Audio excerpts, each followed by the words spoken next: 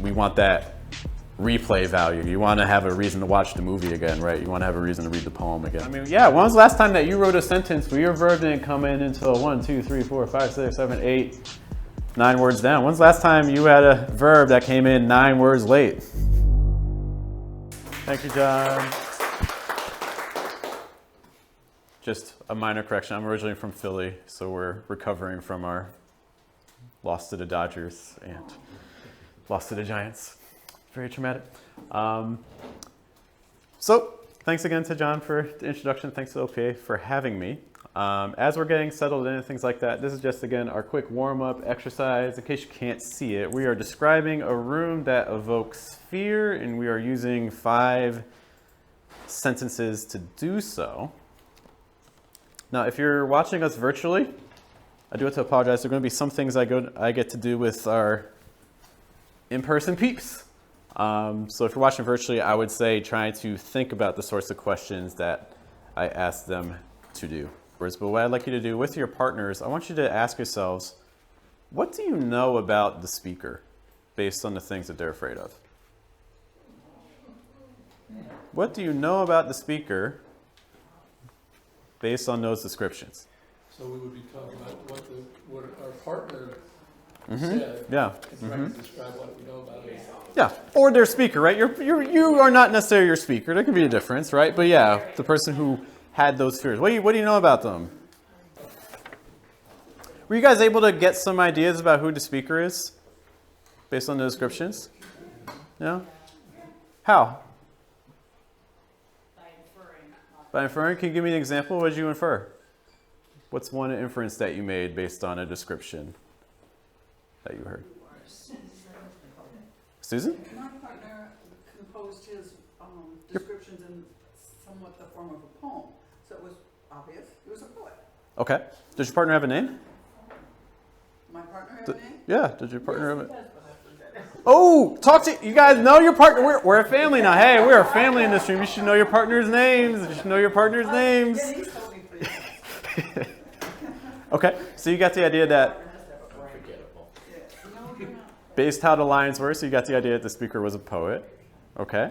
Anything else? Any other inferences we made just on the descriptions that you got? I think Kim likes to be in a relationship with people, not in solitude.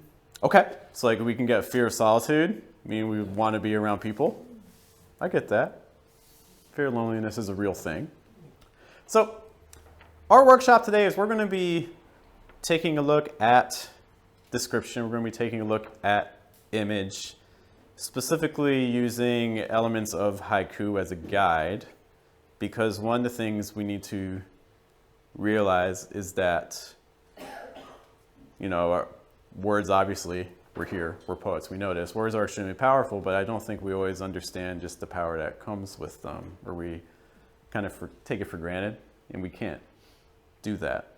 I like to think of words as having an emotional pH. It's very rare where a word is like a true 7. Nothing's truly neutral. Like things are going to lean you slightly negative or slightly antagonistic, slightly positive, slightly cheerful, things like that. And so this is where haiku comes in, because haiku is all about brevity. Actually, maybe before we even go deeper into that, when I say the word haiku, what do you think of? What comes to mind? Brevity. Good. Hey! People listening, that's good. I appreciate that. I think I'm descriptive. Can you elaborate? To me, haikus, maybe the haikus I relate to, just give a nice, concise little picture. Okay, so a concise picture. Revelatory. Let me go to Chuck really quick. Revelatory, what do you mean? There's that aha moment as it's described. Hey. The speaker comes to some sort of realization about usually the outer world, but a connection often to the inner. I want to just go deeper on this a moment because it's so crucial for anything. In order for there to be a revelation, what do you need? You need a preface. Yeah, there has to be the before state, and then there has to be the after state, right? There has to be that moment of change. You can't be the same thing on both sides, right? There has to be that, oh, now I can't go back, right? So I'm really glad you brought in that description. That's really key for us. I was just gonna ask, a lot of people still think that 575 is a haiku, but I don't think that's really the thinking anymore. Is that true? I think it depends who you ask. I think if you ask, Well, what would you like to see us Well- do today? we're going to play around with tools with haiku. Okay. I'm not worried about syllable count. I'll put it like that. I'm not worried about syllables. Not worried about syllables at all. What's a syllable? Go back to elementary school just for a moment. What is a syllable? One sound. Yeah, it's like a single phoneme. Like the word apple. How many syllables are in apple? 2. Oh, very good. Okay, good as one syllable and things like that. Okay, if you're someone that plays around with meter or you're interested in meter, you got to understand syllables. It starts off with that. Okay, we are not going to be playing around with syllable counts today. Not our focus. Our focus is going to be more on the image and things like that. Other things that come to mind with haiku? So you're thinking, I think of nature. Nature? In there, Okay. and That's a good observation. I appreciate you saying that. We're going to come back to that a lot today. Why do you think I picked haiku for this? So again, we're doing a workshop talking about image and tools we can apply to any other type of writing. Why did I pick haiku? You got to speak up. Because of the simplicity. And preciseness. Okay. Precision. All these reasons. Because expanded poems are all doing the same things haiku are doing. It's all there. If you can write a good haiku, you can write a good poem. Conversely, you know, if you don't understand the principles that underlie haiku, it can be very difficult and challenging to write a good poem. It's all there. It's just the package is different, right? Let's look at a haiku. Is that cool? Yeah, we're going to start with this one, Chuck.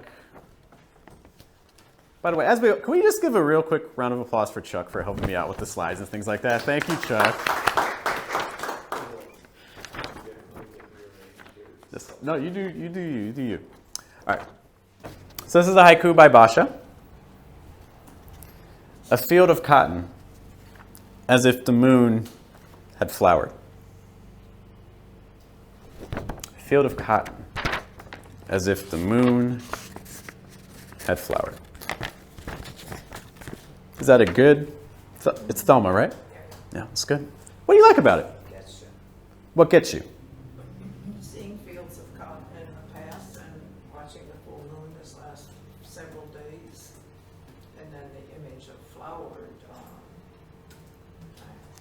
I've studied plants a long time, so I like flowered. Yeah. That's interesting you say that. What are the? Let's talk about this. So Selma mentioned she likes the word flowered. It's a powerful word. Okay. What's the word in here that is the most evocative for you? Had. Flowered. I'm sorry. Had. Had. Why? Had. Because if you take that out, you have a totally different situation. Okay. So let's talk about the situations. It's subjunctive, right? As if the moon flowered. But had flowered, it's already over.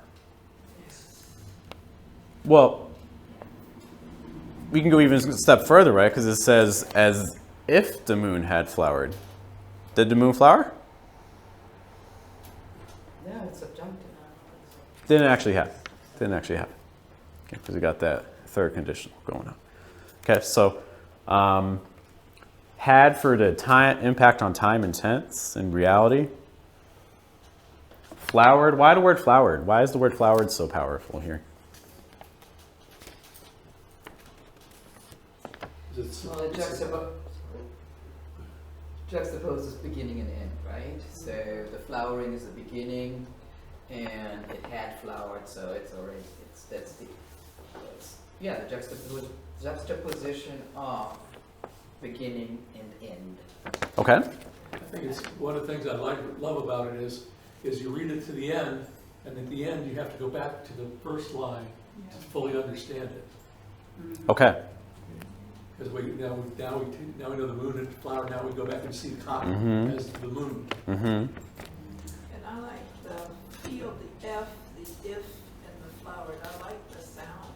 Okay, so the acoustics, the multiple sounds and things like that. Just to, I see, I'll be right over there. So just to tie back into that concept, not our central focus for today, but I think one of the signs of a good poem is that the second reading has to be changed based on the first reading. Because if you read it the same way both times, we're probably missing a layer of complexity, right?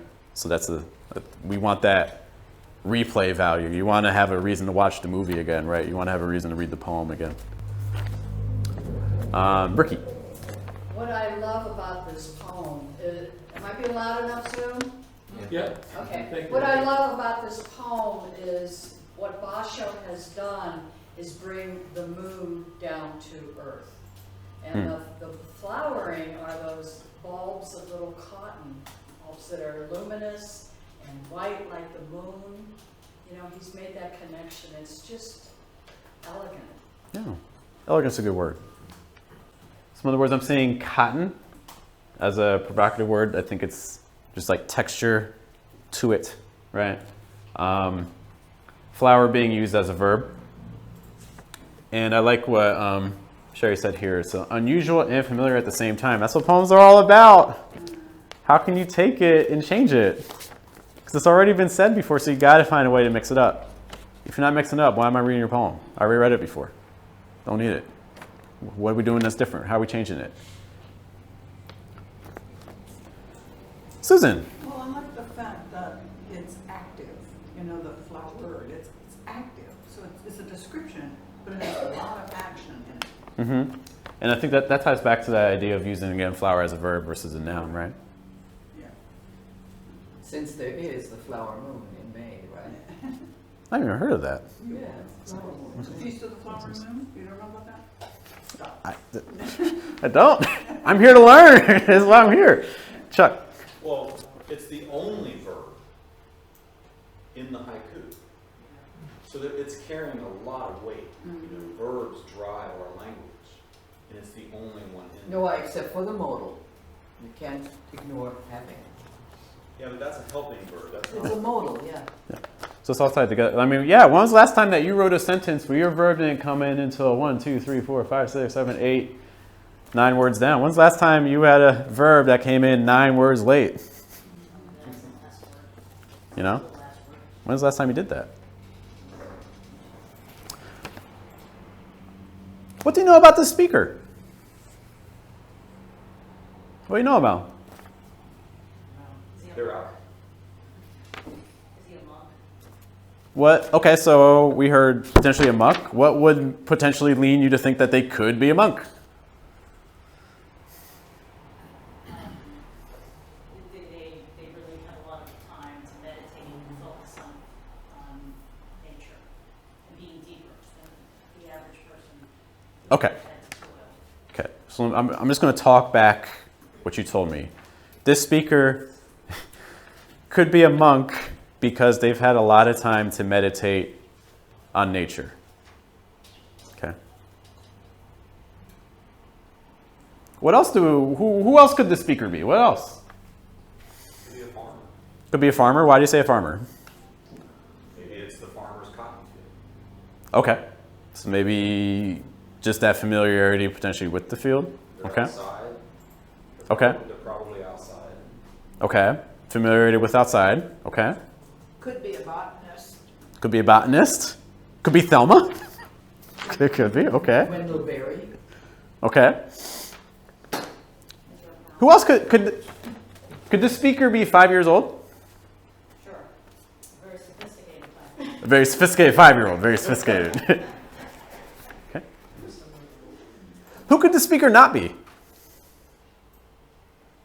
A blind person. The speaker could not be blind. Or it could have been a person who No. No, we're getting some pushback.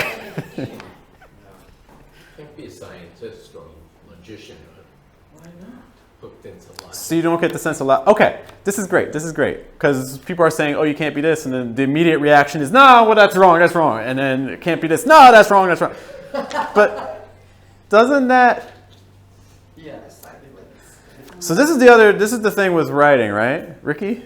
Well, I would say that the speaker cannot, or the poet cannot be somebody who's dismissive of their environment. Okay. I would like to narrow that down more, but I don't disagree. I don't disagree. Thank you, Chuck. Speaker is a keen and curious observer who has relatively calm and comfortable life. Okay. And the speaker cannot be angry, and also could be potentially a political poem, and then the speaker could be enjoying the view of the bloom. Lots of great things. So this is the thing. All these possibilities, all these ideas of who we think the speaker could be, are they wrong? No, but speculative. No, but speculative. However, if you're writing a poem and you have an idea of who that speaker is, and other people are saying all these other things, like, oh, they're a botanist. Oh, they can't be a scientist. Oh, they can't be 5-year-old. But like, you're like, oh, but I was imagining a 5-year-old botanist when I wrote this. I mean, that might not be a problem, but it might be a problem because you're not going to be there to defend your poem.